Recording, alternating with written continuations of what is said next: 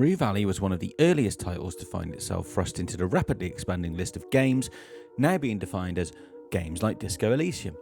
By the developer's own admission, Disco Elysium has been a huge influence, and there are certainly clear similarities: the UI layout, the isometric perspective, and a shared fascination with introspection and the human condition. It's fair to assume most people approaching Rue Valley will want to know how it compares to Disco Elysium. And after spending around 20 hours trapped within the game's 4 to 7 minute time loop, my conclusion is that the two have more differences actually than similarities. I think Rue Valley needs to be judged on its own merits and on what it's actually striving to achieve, rather than what we as Disco Elysium fans might imagine it should be. And honestly, it would be pretty cruel, wouldn't it, to compare a small indie team making their debut title to what remains the highest rated PC game of all time. I don't actually think Rue Valley's even trying to be the same kind of RPG, honestly. I think Disco Elysium, much like Baldur's Gate, are, more like grand sprawling reimaginings of D&D campaigns. Rue Valley actually has more in common with something like Citizen Sleeper, in my opinion, a tightly controlled narrative experience with limitations on both character building and what you could achieve in any cycle, or in this case, loop. Rue Valley is kind of like a isometric point-and-click adventure game, if I was to call it anything at all. So I wouldn't expect to be handed the keys to a sandbox where you're going to carve out your own story and accumulate upgrade points while stumbling across hidden side quests. Instead, it presents a sequence of carefully constructed scenes and conversations. Your task is to talk to people, learn about the world, gather clues, and piece together everything you've learned to unlock the next chapter of the story. Rue Valley's biggest hook is, of course, its time loop. Before playing, I had all sorts of ambitious ideas about how that might work. Perhaps something flexible where I could devise my own clever solutions and piece together the perfect sequence of events in a Deathloop style crescendo of genius. That's not quite what Rue Valley offers, but what it does deliver fits its narrative first ambitions beautifully. Early on, the game mercifully hides the clock while you get your bearings, but as the story progresses, time appears in the top right hand corner, and from that point forward you'll constantly have your eyes darting towards it. You'll gain access to your car pretty much immediately, which will give you the illusion of freedom, but you'll soon encounter literal roadblocks. It's not quite an open world game, but a cleverly contained puzzle box, and that ultimately is what the game is all about.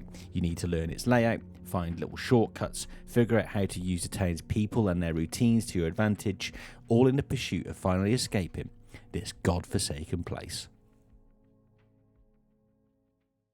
So I just want to take a brief moment at the start of this review to heap some praise on the design of Rue Valley. What they've managed to achieve here in its presentation is something I think will live on to be iconic. If you're a fan of comic books, then you are going to absolutely love the presentation style of Rue Valley, because you are pretty much living inside an interactive comic book. You can see this through the sections of dialogue, which are literal comic book pages which you can turn back and forth. You can review the conversations you've had, much like you would if you needed to catch yourself up with something you weren't quite sure of in your previous pages of a comic book. You have those classic text boxes that you'd expect to pop up in a graphic novel during conversations, and the influence of movies like Into the Spider-Verse to give character models life with that shaky kind of drawn-on style are present on every single page. It was one of the first things that drew me to Rue Valley in the first place, and I think it's something that will live long in the memory, as will the story it has to tell. So, at the start of the game, you'll be assigning personality points to your version of Mr. Harrow across 3 categories: decisional, social, and emotional. You'll then also be able to select which of the qualifying traits he has from those. This is the Mr. Harrow you'll be experiencing this story through, and they will serve to determine what you can or can't say, or how you respond to certain situations. For example, I was playing with a nosy trait, which meant throughout my story I could see all of the nosy options, and conversely could also see what options were blocked out by the fact that I was nosy. Importantly though, I wouldn't see anything at all related to the secretive trait whatsoever. They are not part of my Mr. Harrow's makeup, so I wouldn't know that I was blocked by being secretive, and I wouldn't know that I was able to achieve things by being secretive. They don't even enter the psyche of your character. It's also worth pointing out that there are no ways to gain additional points to change it throughout the game. You don't gain XP or anything similar, so the traits you have at the start are the traits you're stuck with, unless you find yourself with a little red ribbon appearing on your character portrait. So the team at Rue Valley wanted to have a realistic depiction of the human psyche in the game. If you're a sensitive introvert in real life, then you can't really just magically become an arrogant extrovert by leveling up those parts of your brain, as it were. But you absolutely can see parts of your personality strengthen or weaken depending on various impacting events. For example, if you have a sip of the famed Rue Valley Numb Night whiskey, you'll get tipsy, and this will give you a condition which helps you become more extroverted. Or if you're more thirsty, you may become a little bit more impulsive. These are the conditions. A variety of events will unfold as you explore Rue Valley to inflict these conditions on Mr. Harrow, and they'll slightly alter your personality in ways that feel appropriate for the root cause. However, I did feel that this system was largely underutilised. It dangles the carrot of experimentation, particularly in the early stages of the game, but as you progress, it never really encourages it or gives you much reason to pursue them. I think this is where the foundational personality of Mr. Harrow becomes slightly at odds with the possibility to try different approaches to situations. The fact you can't see the options hidden by your missing trait means you're not really encouraged to seek out ways to change them. So you never really think to go and seek out a drink of booze to become more extroverted, and you never really feel the need to take advantage of the fact that you're agitated by an injury. But equally, in fairness to Rue Valley, these things will not stop your progress either. So although it would have been a cool opportunity to mess around with these mechanics, once I accepted it for what it was, I found myself leaning actually much more into what my personality was, picking the options that reflected who my Mr. Harrow actually was at every opportunity. It does mean though that these conditions end up being more decorative than anything else. They are neat ways to communicate how certain parts of the story are affecting Mr. Harrow from a narrative standpoint, but mechanically end up being spare parts. It's a shame really, as I felt it had a lot of potential, particularly in a demo, and I hope it's something that they can bring back in their future endeavours. Once the training wheels are off, you'll start to figure out as much as you can to try and move on to the next task. It involves talking to people, finding out information on them, their reasons for being in Rue Valley, relationships with each other, and of course if they are any use to you in your plight to get the hell out of the time loop. It's through this effort that you'll gradually build up clues, guesses, hints and other important information, which is all stored in something called the mind map. Now this is a fancy video game way of saying, well, you'll remember stuff. The mind map acts as your internal journal. It contains all of the information you have on people and offers Mr. Harrow's thoughts on what you should possibly do next. You'll be referring to the mind map a lot, particularly when you get stuck. As you'd expect, this becomes quite the spaghetti junction of info as you progress further in the game, and you'll be glad to have it as a point of guidance as you get further into it. It's also where you deal with something called intentions. Intentions are basically like Rue Valley's version of quests, and they work in an interesting way. First of all, you need to find motivation or inspiration to commit to these intentions. They're a sort of in-game currency you collect by doing, well, motivational or inspiring things. It's worth noting at this point in my build version of the game, I had a generous amount of motivation and inspiration in order to not hold me back, but I don't think it will be the same in the final game. With that said, the mechanic largely remains the same. You build up intentions by accumulating enough information that you can then act on it. You see, Mr. Harrow can't actually act beyond the boundaries of who he is or the ideas he has. As the player, you may have some idea of who might have the answers or who possesses the key you need, but unless you build up enough of that into Mr. Harrow's mind map, you shouldn't expect him to magically know what you have already figured out.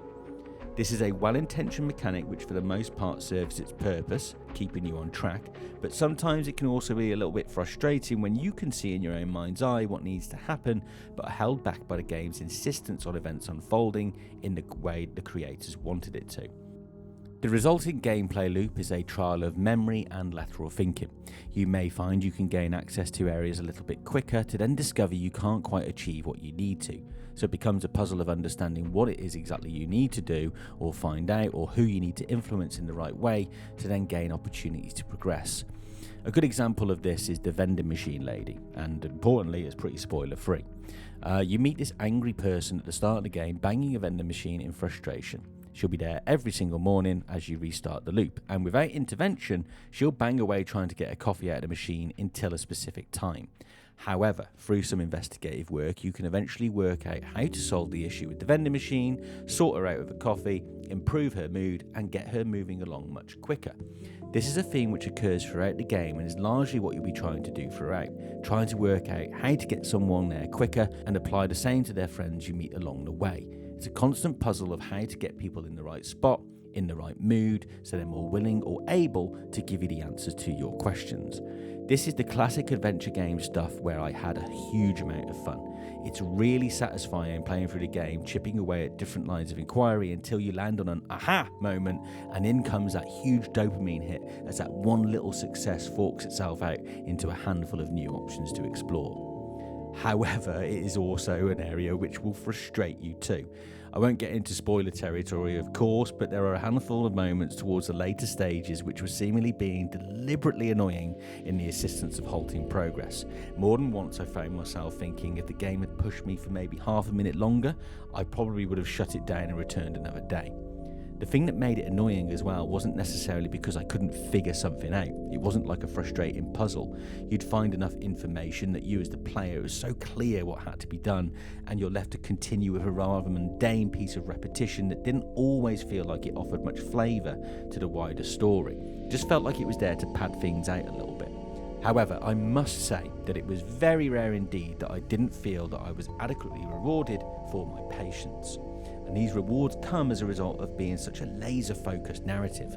It's clear the team recognised the strengths of what they had, and for those of us that are happy to immerse ourselves in a new world and its characters, I can assure you that this is a beautiful window into Rue Valley and its colourful cast. There is so much to enjoy about the writing, and there are some truly beautiful stories which cover the challenges of everyday life and how different human beings respond to them.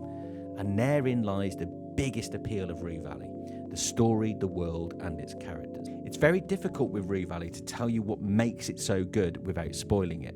Mr. Harrow is of course in therapy, but opts to deal with the more pressing matter of the endless 47-minute time loop he finds himself in. I think we can all empathise with that level of prioritisation, but what Rue Valley tries to tackle is the importance of dealing with problems head on. We may be glad of a distraction from the main issue in our own lives, or we may want to pretend it doesn't exist at all, but there is much more value in facing up to it, and the problem of Mr. Harrow the person and Mr. Harrow the looper run concurrent with each other as the story unfolds. And the same can be said for the majority of its main cast too. They are of course also stuck in a loop, and you'll find a wide variation of people with their own checkered past. There are very distinct personalities and of course their own unique views on how to deal with the curveballs life throws at you. Like all human beings, the results will vary too, and not everybody in Rue Valley is having a good time handling the shared trauma of its residents.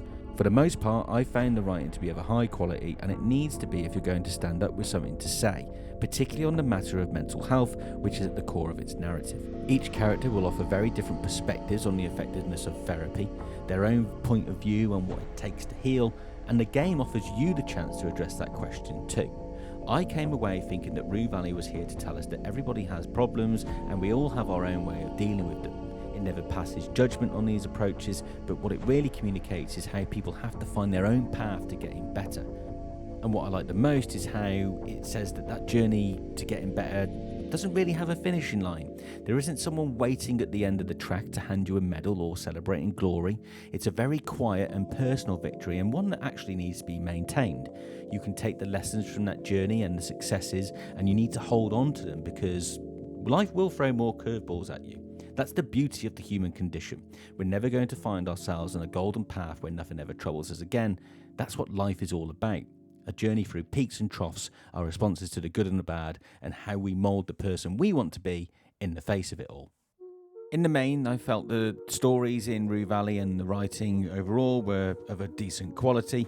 However, I must say at this point there were a few stories which I did feel were unanswered, and certain characters didn't fully deliver on the initial promise that they showed. For example, in my playthrough, I didn't find out anything at all about the lawyer firm that kept calling you at 8:15, and there was a fellow hotel resident who had what appeared to be a fascinating conspiratorial nature, which I never really learned enough about. I am left wondering though if a different build or a different approach to the game may have bore fruit in those areas, so there is some credit due at least on having me want more out of them. Each story you find yourself wrapped in was, if nothing else, completely magnetic and had me wanting to know more. Overall, Rue Valley delivers a short, punchy and meaningful experience wrapped up in what is undoubtedly going to be an iconic presentation style. Feeling like I was living inside a comic book was massively appealing to me. I feel the game could disappoint some people who are coming into it with certain expectations, both on the time loop mechanics and the fairly restricted approach to role-playing, but overall I had a really fun time getting to know this tiny town in a fictionalised Earth of 2027. It scratches the much-needed itch for new narrative-focused experiences in a meaningful way, with a genuinely heartfelt message on mental health, recovery, and what it means to be a human being.